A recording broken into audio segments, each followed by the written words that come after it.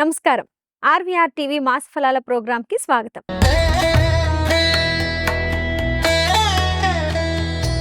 ప్రతి నెల గ్రహగతులను తెలుసుకుంటూ రాశి ఫలితాలను విశ్లేషిస్తూ ఆర్వీఆర్ టీవీ చేస్తున్న ప్రత్యేకమైన ప్రోగ్రాం మాస ఫలాలు. ఈ ప్రోగ్రాంని ఆదరిస్తున్న మీ అందరికీ ధన్యవాదాలు. సెప్టెంబర్ నెల. ఈ నెల భక్తికి శక్తికి ప్రతీకగా నిలిచే పవిత్రమైన మాసం. భాద్రపద మాసం ముగింపు, ఆశ్వయుజ మాసం ప్రారంభం. విఘ్నాలను తొలగించే మహాగణపతి అనుగ్రహం, జగజ్జనని అమ్మవారి కృపా కటాక్షం మన జీవితాలని ఆనందమయం చేస్తుంది. మరి ఈ సెప్టెంబర్ మాసంలో గ్రహగతులు ఎలా ఉన్నాయి? ఏ రాశి వారికి అదృష్టం కలిసొస్తుంది? ఈ నెలలో ఎలాంటి పరిహారాలు చేసుకోవాలి? ఇలాంటి ఆసక్తికరమైన ఎన్నో విషయాలను తెలుసుకుందాం. మనతో పాటు స్టూడియోలో ప్రముఖ ఆధ్యాత్మికవేత్త, జ్యోతిష్య పండితులు బ్రహ్మశ్రీ డాక్టర్ శ్రీ సివిబి సుబ్రహ్మణ్యం గారు ఉన్నారు. ఆయన్ని అడిగి మరిన్ని వివరాలు తెలుసుకుందాం. నమస్కారం గురువు గారు. నమస్కారం.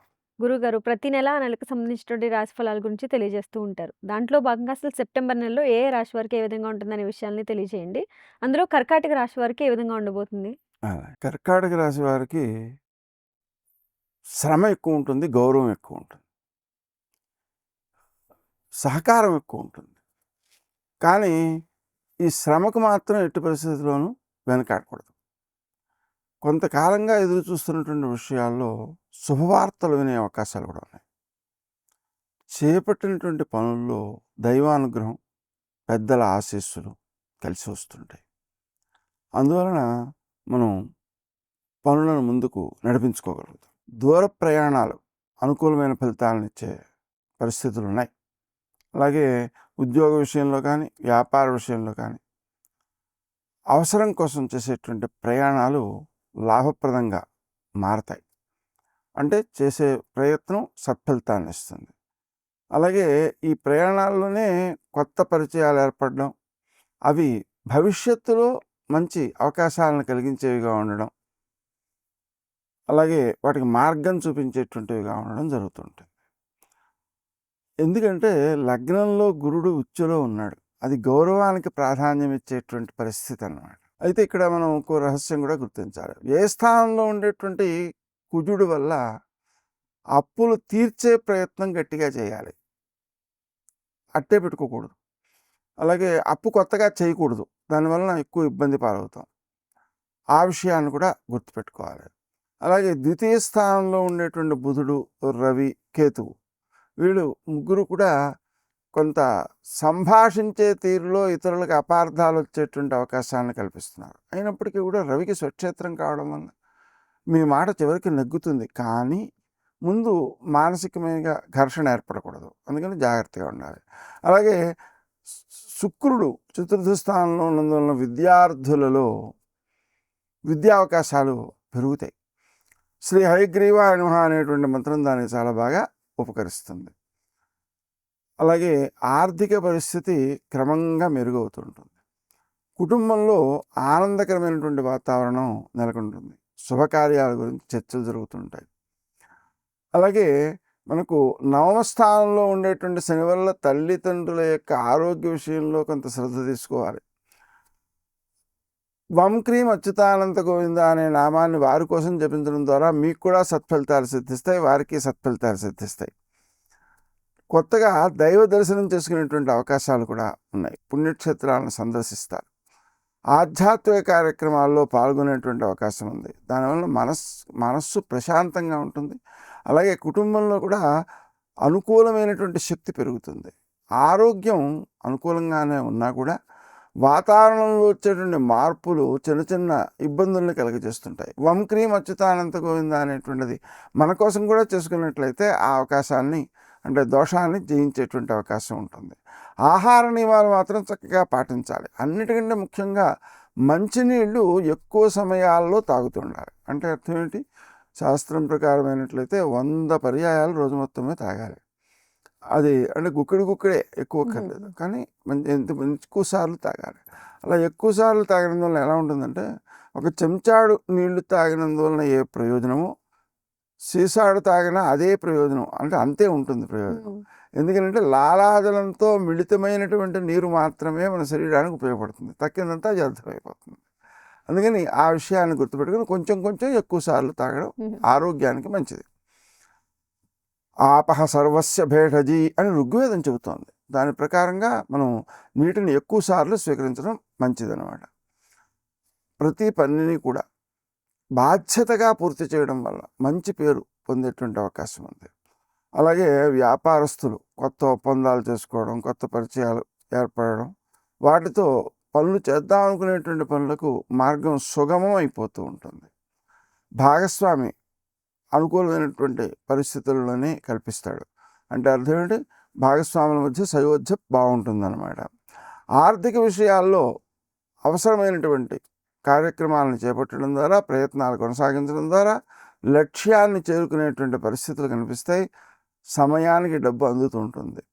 పాత బాకీలు వసూలు చేసుకోవడానికి చాలా ప్రయత్నం చేయాలి.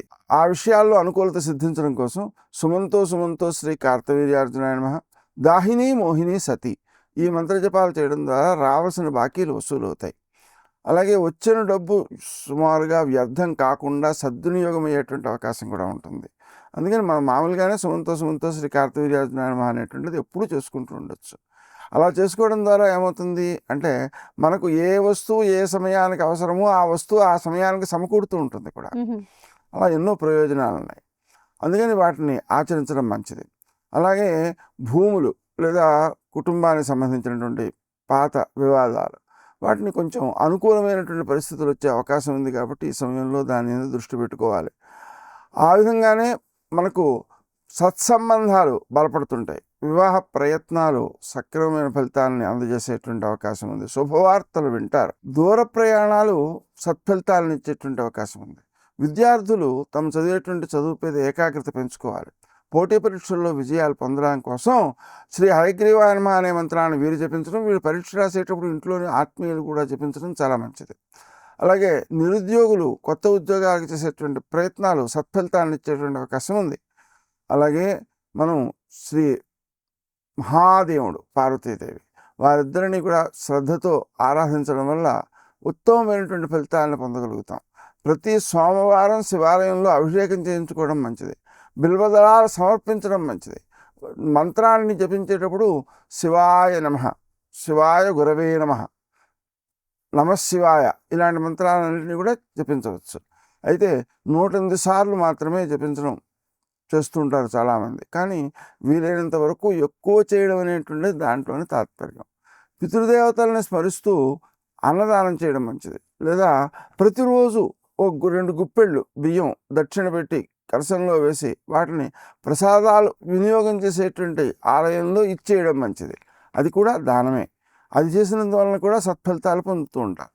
అందుకని మనం చేసేటువంటి పనులన్నీ కూడా సక్రమంగా చేస్తూ శ్రద్ధగా చేసినందువలన ఎక్కువ సత్ఫలితాలను పొందగలుగుతాం. ప్రతి సోమవారం పార్వతీ పరమేశ్వరులను ఆరాధించుకోవడం, కేజింపావు బియ్యంతో శివుడికి ఆర్ద్రాక్షతలు, పసుపక్షతలు, పువ్వులు అమ్మవారికి, శివునికి మారేడు దళాలు వీటితో పూజ చేయడం, ఆ బియ్యం ఆలయాల్లో ప్రసాదాలు పంచే చోటు ఇచ్చేయడం లేదా ఆవులకు పెట్టడం మొదలైన చర్యల ద్వారా ఉత్తమమైన ఫలితాలను సాధించగలుగుతాం.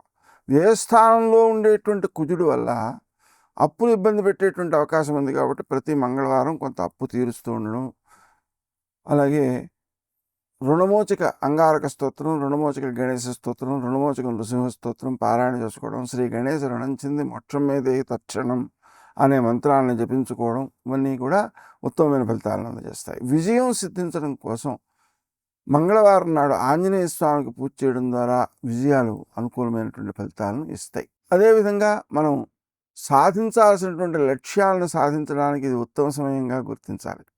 ఎందుకంటే ఈ గురుడు మళ్ళీ ఉచ్చి నుంచి మారిపోతాడు. అందుకని ఈ సమయాన్ని సద్వినియోగం చేసుకోవడం కోసం మనం తప్పనిసరిగా చేయాలి. అయితే మనం తీసుకునేటువంటి నిర్ణయాలు, లక్ష్యాలు బాగుంటాయి. నిర్ణయాలు తీసుకునేటప్పుడు సరి అయినటువంటి నిర్ణయాలు రాకపోయినట్లయితే సత్ఫలితాలు సాధించడం కష్టం.